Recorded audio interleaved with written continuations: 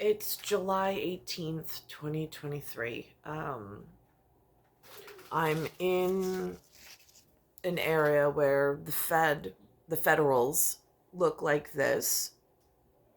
So when I make my comments with the United States of America, there's reason, and here's the object and subject for which I look like I'm in the appropriate area to speak up. Along here's George Washington's portrait with some of the symbols here. I'm watching some of the sorcery or some of the television that they're portraying. And what I'm not clear on is I hear this one gimmick guy, like I say gimmick, he calls himself Vivek.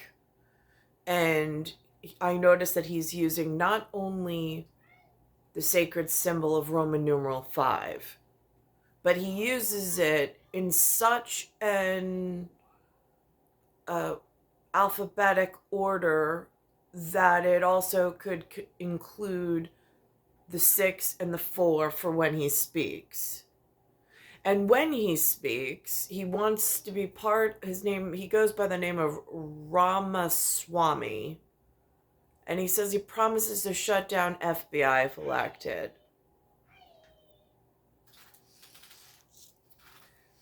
This is my FBI. This is what they look like, or what they're supposed to look like in the United States and the federal protection and my nationality for which I was born.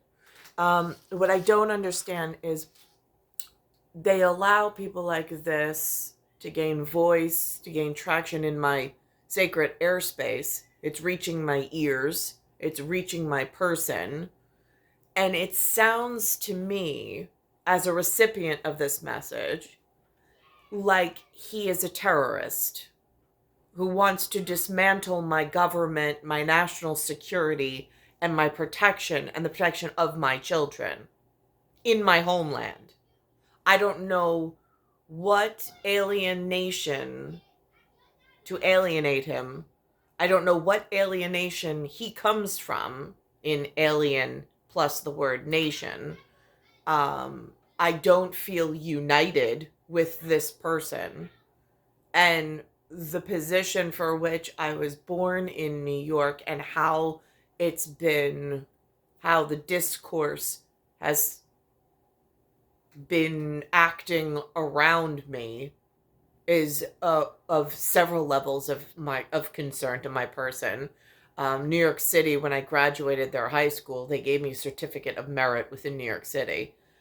So it's not like I'm meritless. I was issued a certificate of merit. And when I hear him speak, also at New York Assembly level and New York Council level, and then when I hear him speak, it looks like it is in like an offensive to my security, like an offensive position to my security. And I'm like listening to how this conversation is being had in the open public. And I have no idea who allows him to speak so freely in the system in the way that it's been running inside of the territory known as the United States of America, with very specific ideological symbols and portraits of what the founding fathers look like. So this way, by visual, like for our protection, when we see an out-of-towner or an outsider trying to stand up and make claim within our protected and backed system, why has it not been brought into alignment of a more perfect world in my time spent in the field in New York? Why has it grown out of alignment or order? I just don't understand. This is what it sounds like, and it sounds very offensive to me. That have hundreds more violent criminals out on the street. Now, this is the director of the FBI. Again, the federal system. He looks somewhat like a candidate for employment according to the Federal Reserves on like a very rudimentary kind of a system. Can I vet, or how can I like document something? Okay, well, they gave me a document to carry around in my pocket. Don't have a lot of them, but at least I have something. And he looks like he's the man for the job. I agree with that. But then all of a sudden, this new candidate who's on something called a GOP, is that the federal operation at the moment? Well, he's voicing something in this section of theater that sounds like he's trying to destroy the foundations and the fabric of the system that the forefathers put here for us. So I'm a little confused as to why he's allowed to even embed that level of ideology into this system, the way that New York's being conducted, and the way, especially since we already had a break into the White House, which is, for me, at like a state level, I mean, it looks like a thug broke into the White House and sat there and squatted for 8 years. And like the Capitol Police did nothing to have him forcefully removed from office. I didn't vote for him. I don't know how he even got an ability to sit in that White House at all. Scores of threats from the Chinese Communist Party being left unaddressed. We have close to 400, I think it is somewhere between 300 and 400 investigations into the leadership of the cartels trafficking that fentanyl. So you would have a significantly greater threat from the southwest border from the cartels. He's essentially saying shutting down the FBI would be awful for this country. Vivek? Well, look, I think we've heard those arguments from the FBI before. Even in the Now, here's a problem also. On television and TV producer land, with this new thing that they just discovered or announced called DEI, which is diversity, equity, and inclusion, to include the problem into like the perfect system that was set up for us, and then adding in these other voices of problematic and trying to give them equity and inclusion rights, which just to me sounds like taking and stealing openly and then justifying it somehow with some part in the legal process, which again seems really criminal, but it's what they're allowing him in open public to air, and I don't know why. And I'm erring on the side of caution for myself and for the future. So I'm listening to him, and he very really says that he wants to dismantle the federal system and then hand it to the U.S. Marshals to put back together. Now, are those the same U.S. Marshals that believe in this DEI and want to dismantle because I don't want my safety and security just handed over to just anyone, and I am certainly not okay with this election. even in the context of partial government shutdowns in the case of debt ceiling negotiations over the last half decade. None of those catastrophes that they warned of actually came to pass.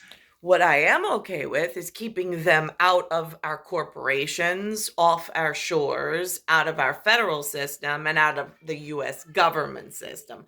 That I'm all right with. I'm okay with country separatization and making sure there's no inroads, and then trying to break apart the safety and national security that we at one time had here and still exists. I would like to keep the meddlers out of, or the peddlers, for lack of a better term, and explosive devices, in some separate area where they're cut off from the shores of this place where we are, so they don't even have an opportunity to speak about breaking apart the federal system and handing it to something called a U.S. Marshal, which I don't even know who or what they're all about. Further, in my plan to shut down the FBI, we're actually just going to reorganize some elements of it under the U.S. Marshals. The U.S. Marshals is an institution that has not been beset by the same corruption the FBI has experienced. Same thing with respect to the DEA. He brought up drug cases. The DEA. I'm a supernatural. This is where in like cosmology and astrology, it's an imperative. I'm not okay with this level of disruption. I am not okay with him stealing from me and my children and trying to redistribute it to something else. There is a system, it's a strong system, and it needs correction, but not by an out-of-towner. DEA is in many cases pursuing some of the exact same cases that the FBI is, doing it in parallel but in a separate silo. Not only is that inefficient, it is a formula for corruption. So my plan to shut down the FBI, this is not some rhetorical political promise. It's a very pragmatic vision of how to run the U.S. government in a way that is accountable to the people. Practical? I should also mention I am not okay or comfortable with Sun Pichai in charge of Google or the Alphabet Company. I'm not okay with that either. I don't know whose election that was, but it's not all right. I think it is absolutely practical. In fact, I'm going to be giving a speech at St. Anselm College in New Hampshire on Thursday, where we lay out in great detail, very practically, how we will not only shut down several government agencies, but how we will reorganize the federal government to run more effectively. Just like in most private enterprises, I believe it's true in the federal government as well. 25% of the people get over 80% of the actual meaningful work done. He also said it's practical. No, it sounds tactical. It sounds like a military operation, and it sounds tactical to come in and dismantle the Federal Reserve System. Federal Reserve System is my national security. The answer is no. Those will be the 25% that we keep. But across the board, I'm instituting a 75% headcount reduction across the federal bureaucracy. You know, we started off here, Vivek, by talking about your rise, right, in the polls. You are now beating, at least according to the polling averages, 2 former governors, former U.S. ambassador to the United Nations, current U.S. senator, and you're not far behind, at least in the polling averages and in this one poll, ahead of the former vice president. This entire conversation makes me incredibly uncomfortable. I'm gonna just mention or use the symbol that they have given me. Get ready. Which is right there.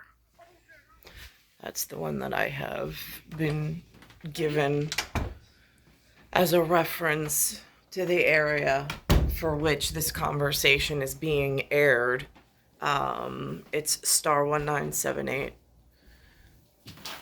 Star 8378, Nicole, Cattaruzza, it's Earth, Solar System, Milky Way, Universe, Galaxy is broken, and it's Bayside Station, Bayside, New York, 11361.